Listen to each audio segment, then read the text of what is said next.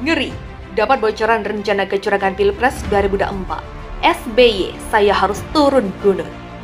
Presiden Indonesia ke-6 Susilo Bambang Yudhoyono mengaku mendapatkan bocoran soal adanya rencana kecurangan pelaksanaan pemilu 2024 mendatang. Para kader, mengapa saya harus turun gunung menghadapi pemilihan umum 2024 mendatang?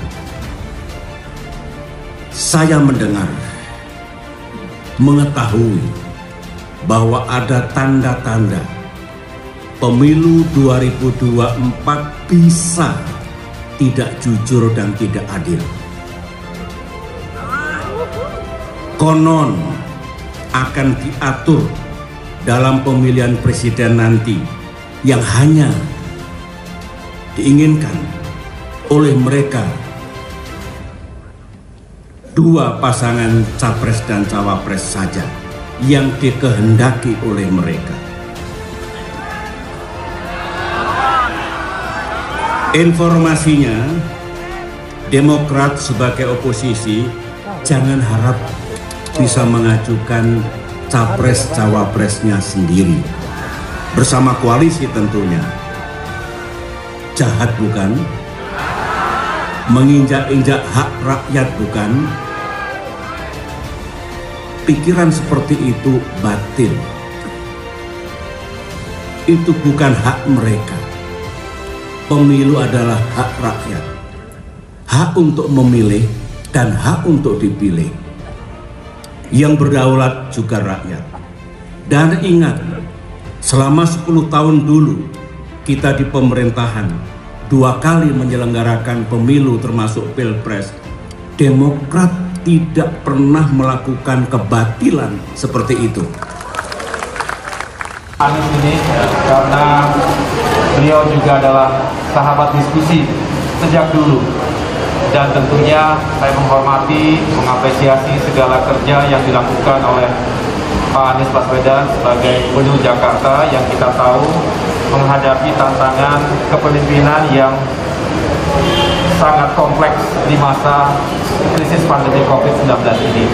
Tapi tentunya banyak hal yang telah dilakukan, dan kami keluarga besar Partai Demokrat ingin terus juga bersinergi, berkolaborasi dan mendukung langkah-langkah yang dilakukan oleh pemerintah DKI Jakarta. Saudara saya, orang yang sangat lembut yang saya pernah kenal, sesuai dengan namanya, Dr.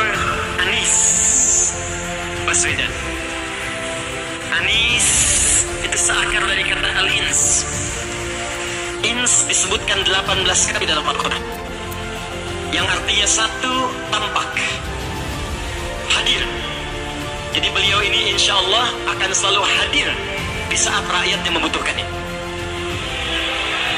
Akan selalu hadir di saat masyarakat membutuhkan solusi darinya. Bahkan ketika saya katakan, Pak Gubernur, insya Allah momentum wisuda ahli Quran akan berada di Islamic Center Jakarta, dan Jakarta menjadi tuan rumah yang ketiga kalinya. Bukan hanya dikatakan dengan jawaban iya, tapi juga menugaskan seluruh stakeholder di Provinsi Jakarta yang terkait dengan acara ini untuk memastikan terselenggara dengan baik, lancar, dengan fasilitas yang sangat lengkap. Dr. Anies Baswedan.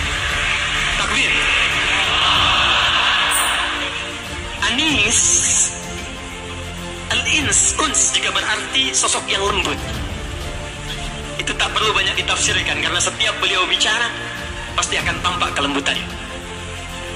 Tapi yang penting kita ketahui, lawan kata ins dalam Al-Quran selalu dipasangkan dengan jin.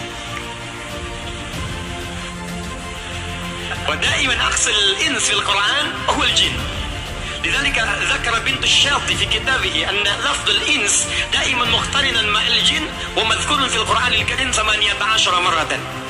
يا معشر الجن والإنس وما خلقت الجن والإنس. Jadi kalau ins itu tampak, jin itu tersembunyi, lawan dia. Jadi kalau jin diciptakan memang tersembunyi, tak nampak. Jadi kalau ada jin melakukan penampakan, itu jin sedang punya masalah. Dan beliau membuktikan, ya tak pernah sembunyi-sembunyi, semua tampak. Ya, Anggaran tampak dibuka. Program tampak dibuka. Kalau ins itu lembut, maka jin itu kasar. Karena itu tidak pernah ada orang kemasukan jin jadi lembut, itu nggak ada.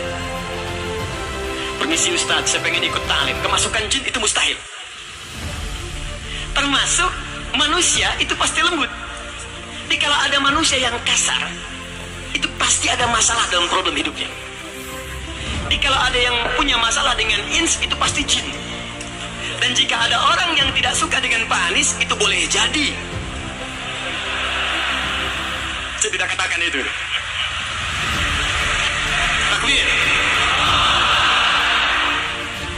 Saya katakan pada Pak Gubernur Pak Anies, kalau ada orang mengatakan Pak Anies belum punya wakil gubernur, maka tolong tanamkan pada hati Pak Anies yang paling dalam, kami semua wakil gubernurnya.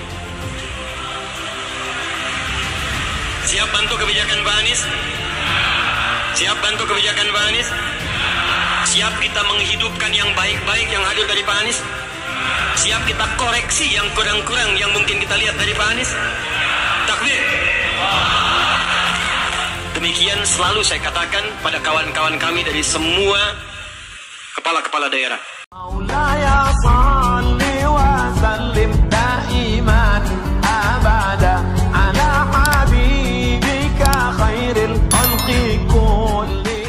Oleh karena itu dia pun bersiap untuk turun gunung dalam menghadapi Pilpres 2024 tersebut.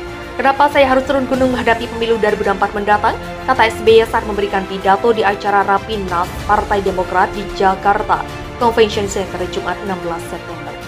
Saya mengetahui bahwa ada tanda-tanda pemilu 2024 bisa tidak jujur dan tidak adil. Tuturnya menambahkan, SBY kemudian membeberkan terkait apa saja yang diduga akan terjadi pada saat pemilihan presiden tahun 2024 mendatang. Dia menuturkan kecurangan akan terjadi saat penentuan calon presiden dan calon wakil presiden nanti. Konon akan diatur dalam pemilihan presiden nanti yang hanya diinginkan oleh mereka.